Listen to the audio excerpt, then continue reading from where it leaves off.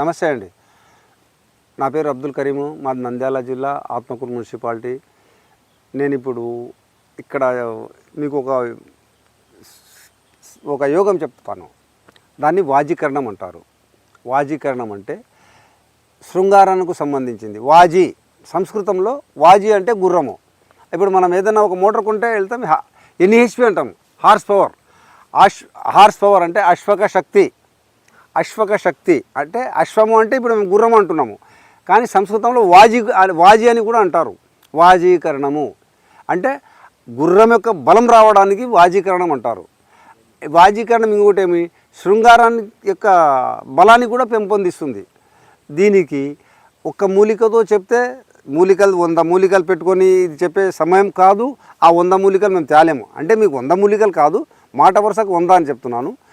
మీరు ఈ వీడియోను 1కి 2-3 సార్లు వింటూ, నేను చెప్పే విధానం జాగ్రత్తగా వింటూ ఉంటే నేను చెప్పే మూలికలు మీకు ఎక్కడైనా దొరుకుతాయి. మీకు 2 పేర్లు చెప్తాను ఒక్కొక్క మూలికకు.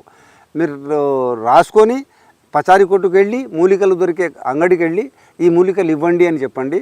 అది చేసుకునే విధానం కూడా చెప్తాను. చూడండి, అన్నిటికంటే మొట్టమొదటిగా వాజీకరణంలో మొదటి స్థానంలో ఉండేది అశ్వగంధ. అశ్వగంధ అంటే దాన్ని పెన్నేరు అంటారు. పెన్నేరు అంటారు, అశ్వగంధ అంటారు. లాటిన్ పేరులో నితానియా సోమిఫెరా. అశ్వగంధ. అశ్వగంధ అంటే ఆ మూలికకు గుర్రపు చెమట వాసన ఉంటుంది గనక. గుర్రానికి చెమట ఎప్పుడు పడుతుంది? ఎక్కువసేపు పరిగెత్తితే చెమట పడుతుంది. అంటే అలసిపోయినా కూడా దానికి చెమట పడుతుంది. అందుకే దాన్ని ఆ చెమట వాసన ఉంటుంది కనుకనే దీనికి అశ్వగంధ అన్నారు.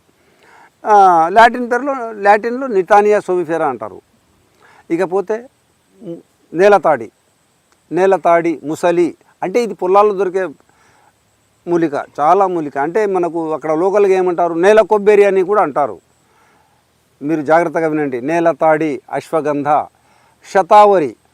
శతావరి అంటే ఇది చిత్తడివిలో, తర్వాత మనకు మైదానాల్లో తీగ జాతి, అది బాగా ముళ్ళులు ఉంటాయి. శతావరి అంటే లోపల దుంప ఉంటున్నాయి. దుంప కాదు, దుంపలు ఉంటాయి. శతావరి 100 దుంపలు 1 మీటర్ పొడవునా ఉంటున్నాయి. శతావరి. ఈ శతావరి వాజీకరణానికి కాక మళ్ళీ బాలింతలకు, పాలు పడని వాళ్లకు నా చూర్ణం దొరుకుతుంది. కొట్లలో దొరుకుతున్నాయి, కానీ కొట్లలో మీరు తెచ్చుకున్నా కూడా సమానంగా ఒక మంచి కంపెనీ చూసుకొని తెచ్చుకోండి. మీరు శుద్ధులు గిద్దులు అవన్నీ చేయాల్సిన పనిలా కడుపుకొని చేసుకొని తినండి. శతావరి. ఇప్పుడు నేను ఏం చెప్పాను, అశ్వగంధ, నేలతాడి, శతావరి. దూలగొండి, దాన్ని కపికచ్చు అంటారు, ఆత్మగుప్త అంటారు. దూలగొండి ఇది కూడా మనకు పల్లెటూరులో కళ్ళాల దగ్గర, అక్కడక్కడ పొలాల దగ్గర దొరుకుతాయి. దాన్ని ఇంకొకటి ఏమంటే అక్కడ దొరికేటివి నూగు తీటాకు అంటారు. దాని నూగు ఉంటుంది కాయలపైన. అది జాగ్రత్తగా దానిలో జోలి పోవద్దులేండి.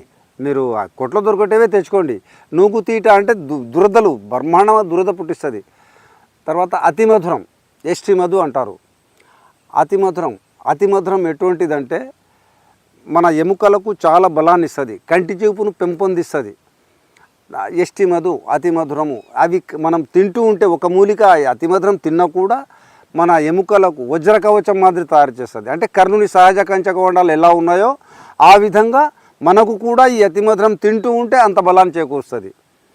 ఇకపోతే ఉసిరి అది తెలియని వాళ్ళు ఉండరు. దాని గురించి ఎక్కువ చెప్తే అది ప్రగల్భాలు అవుతాయి. ఉసిరి మన ప్రతి ఇంట్లో కూడా ఉసిరికాయ పచ్చడి ఉంటుంది. అటువంటిది ఎండు ఉసిరి తీసుకోండి, చూర్ణం తీసుకోండి. ఇవన్నీ సమాన రైతులో తీసుకొని మీరు లేహపాకంగా వండుకుంటే, మీకు వంట తెలిస్తే వండుకొని చేయండి. లేదు ఆ చూర్ణాలు సమానంగా అన్ని సమానాలుగా తీసుకొని తేనె కలుపుకొని కొంచెం చక్కెర పాకం చేసుకుంటే లేహం అవుతుంది. లేదు చీని కలకండ అంటారు, చీని కలకండ అంటారు, కొంతమంది నవ్వుబోతు అంటారు. కలకండ బాగా కలిపి రుచి కోసమే, కలకండ లేకున్నా మీకు రుచితో పని లేదు అంటే తేనె కలుపుకోండి. కలిపి ఉదయం 1 చెంచా, సాయంత్రం 1 చెంచా తిని పాలు తాగుతూ ఉంటే, అవకాశం ఉంటే పాలు తాగండి, లేదు అంటే నీళ్లు తాగినా ఏం కాదు. ఎందుకు అంటే ఆ మూలిక మన శరీరంలోకి పోతే దాని సహజ గుణం బయటికి పెట్టేస్తుంది. పాలే తాగాలి, ఇంకా ఏదో పత్యాలు ఉండాలి, అవన్నీ అక్కర్లేదు. మనం వాజీకరణానికి బలంగా ఉండాలంటే మన శరీరం బలంగా ఉండాలి. ఈ బలంగా ఉండడానికి పాలు తాగితే కొంతమందికి పాలు మందగించడం అంటే ఆకలి గుణం సంపస్తాయి. ఆకలి గుణం చంపిన తర్వాత ఇక మనం ఇక వాజీకరణం మందులు నేనేం చెప్పడం ఎందుకు కాదు, బలంగా ఉండాలి అంటే ఈ వాజీకరణానికి గ్రంథాలు కూడా ఏమి చెప్పారంటే కొన్ని విషయాలు చెప్తాను చూడండి. ఇప్పుడు శృంగారం, ఈ శృంగారం అనేది గ్రంథాల్లో ఏ విధంగా వర్ణించారు అంటే ఎండాకాలం నెలలో 2 సార్లు శృంగార క్రీడ అంటే రతి క్రీడ జరపండి. తర్వాత చలికాలము మీకు ఈ వాజీకరణ మందులు తింటూ రోజు రతి క్రీడ జరిపినా ఇబ్బంది కాదు. ఇకపోతే వర్షాకాలం వారానికి ఒకసారి అంటే నెలలో 4 సార్లు ఈ విధంగా రతి క్రీడ సలిపితూ ఈ వాజీకరణ మందులు తింటూ ఉంటే మనకు సంతానం కూడా బలవర్ధకమైన సంతానం కలుగుతుంది, మంచి ఆలోచన గల సంతానం కలుగుతుంది, మన వంశం కూడా ఒక రోగరహితంగా బ్రతుకుతుంది. కనుక ఆయుర్వేదంలో మనం రోగరహితంగా బ్రతకడానికి ఎన్నో మార్గాలు ఉన్నాయి.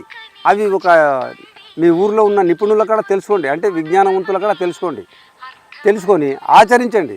ఆయుర్వేద వైద్యులు ఎవరిని అడిగినా ఎక్కడైనా మీకు తెలిసిన విషయాలు కొన్ని మూలికల ఇప్పుడు లిస్ట్ తీసుకెళ్తారు. ఏమండి మేము ఫలానా వైద్యులు గారు ఇట్లా చెప్పారు, మేము ఇది వాడితే మాకేమైనా ఇబ్బందా, మేము శృంగారం బాగా సలపాలనుకున్నాము, ఇవి ఆయన ఇట్లా వాడండి అని చెప్పినారు, కనుక్కోండి. లేదు అంటే మీకు తెలిసిన ఎవరిదైనా ఫోన్ నంబర్లు లేదు అంటే నా నంబరు కూడా పరిచయం మీకు వచ్చేస్తుంది, అడగండి. మీకు ఇబ్బంది కలిగినప్పుడు నాకు ఫోన్ చేయండి, మీకు సలహాలు ఇస్తాను.